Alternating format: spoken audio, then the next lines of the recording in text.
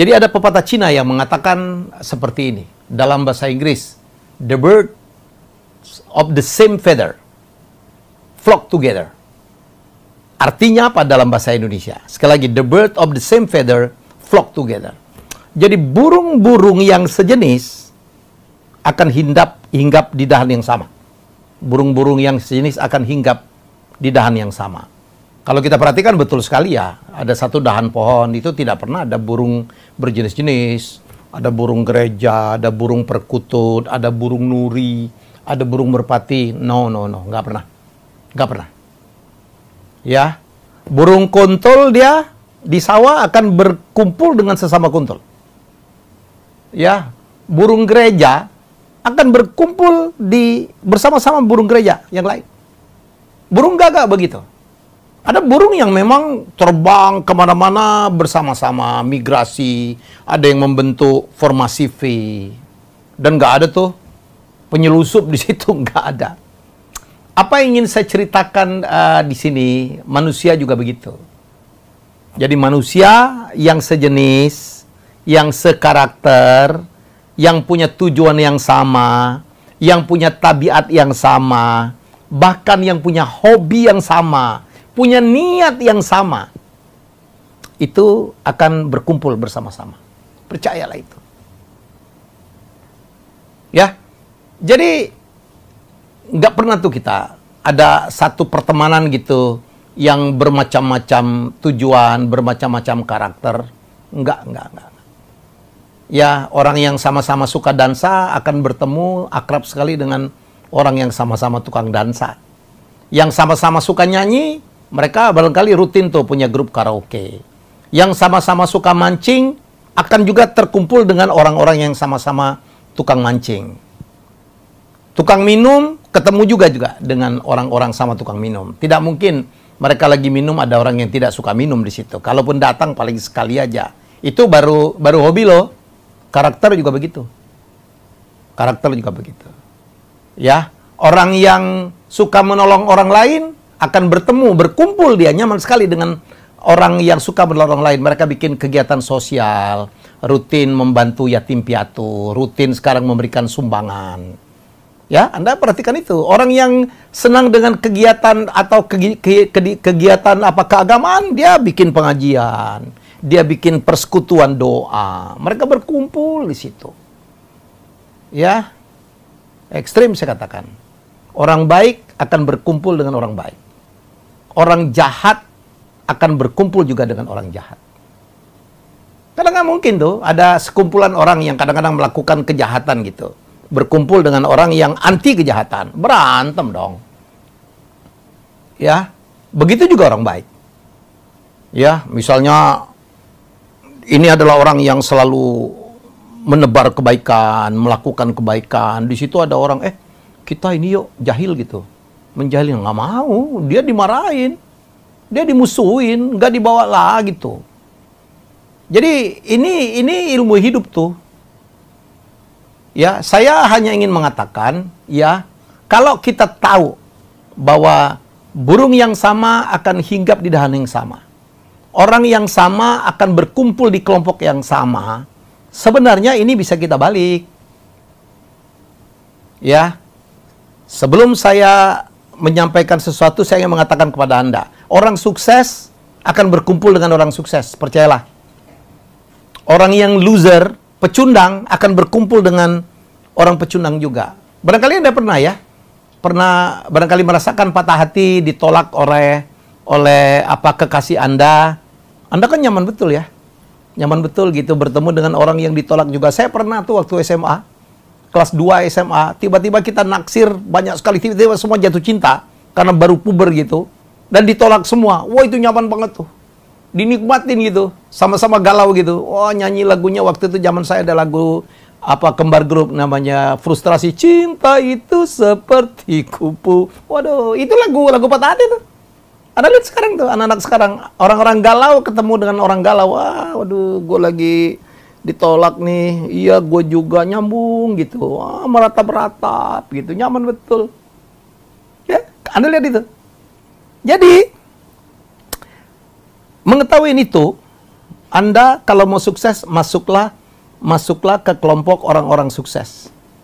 Orang-orang yang pikirannya positif. Jangan yang sebaliknya. Ya. Sehingga kalau Anda gagal, di kumpulan positif, tenang aja.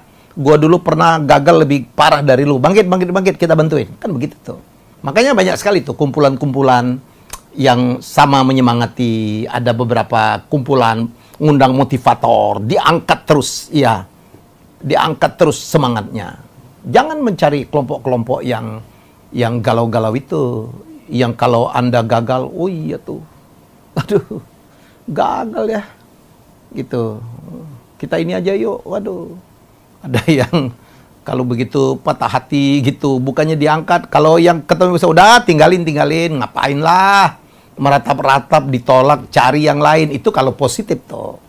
Jangan justru, ayo kita temenin yuk kesedihan lu. Wah, itu bisa macam-macam tuh. Ya, jadi ini yang harus Anda lakukan. Ya, masuklah ke kelompok orang sukses. Saya dulu, saya kan orang kampung. Dari kampung, masuk ke Jakarta, ya. Dan kemudian, saya justru adalah orang, ini ilmu nih, ilmu sukses. Kadang-kadang kita harus melakukan lompatan. Kita harus masuk ke kelompok yang di atas kita. Ya, saya dulu tertolong banget. Habis kuliah, saya masih pegawai negeri, penghasilan saya waktu itu sangat seadanya gitu. Ya, tiba-tiba saya diajak oleh Ireng Maulana. Ya, seorang seniman besar, musisi jazz, leader gitu. Punya perusahaan Ireng Maulana Production, kemudian melaksanakan jazz untuk menjadi manajernya dia. Dan itu saya pikir lompatan yang luar biasa. Begitu saya diajak oleh Mas Ireng, ya almarhum di dalam perusahaannya, saya diajak kemana-mana. Saya diperkenalkan dengan Peter Gonta, dengan Didi Haju, dengan Pak Bambang Tri, dengan nama-nama besar, orang-orang kaya, orang-orang sukses gitu. Musisi-musisi hebat zaman itu dan sampai sekarang. Benny Likumahua, Benny Mustafa, Idang Rasidi. Saya diperkenalkan dengan Kus Hendratmo. Naik tuh level saya tuh. Level saya naik. Saya melihat mereka, bagaimana mereka sukses, bagaimana cara mereka berpakaian, bagaimana cara mereka hidup, bagaimana filosofi hidup mereka. Saya ngobrol mereka, saya serap ilmunya. Dan setelah itu saya diminta oleh Ibu Ani Sumadi untuk menjadi stafnya dia.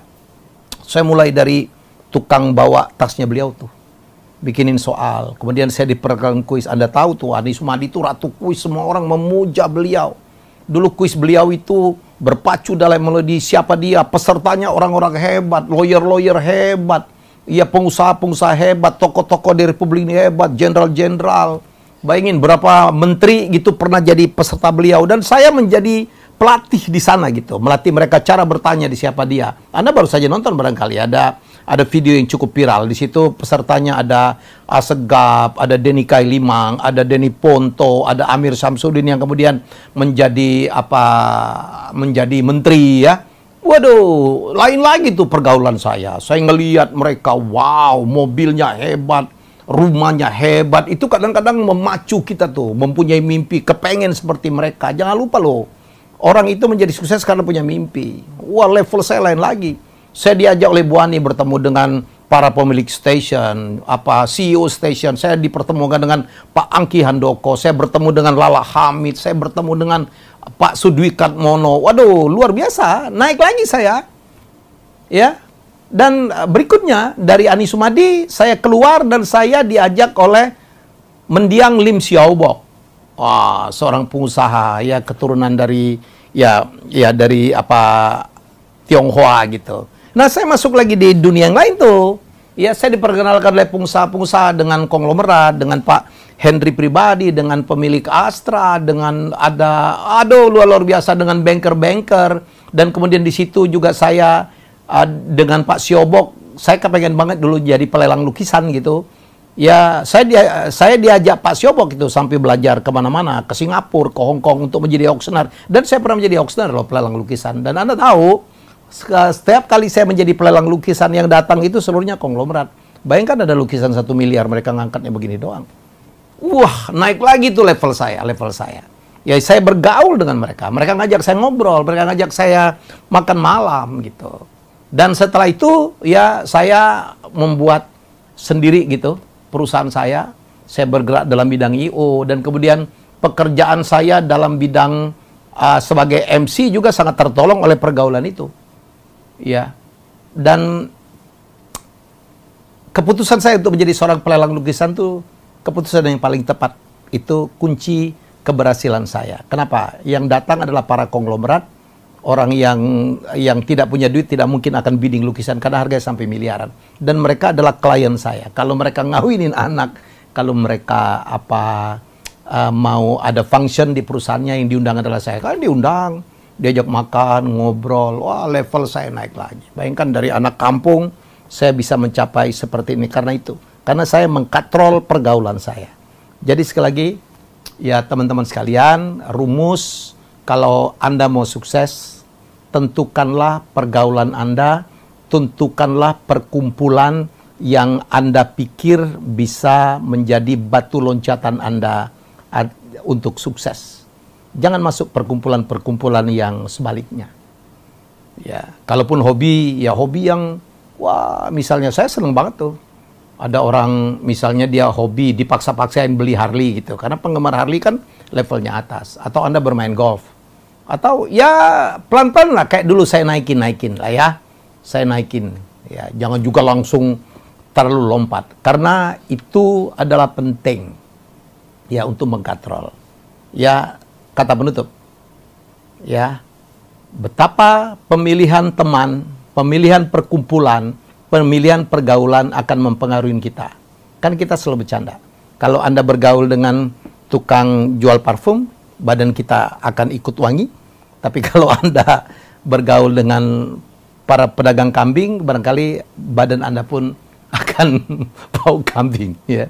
Jadi semoga Anda paham dengan yang ingin saya sampaikan. Baik, ini salah satu tips sukses yang saya sangat lakukan. Ingat, burung yang sama akan hinggap di dan yang sama.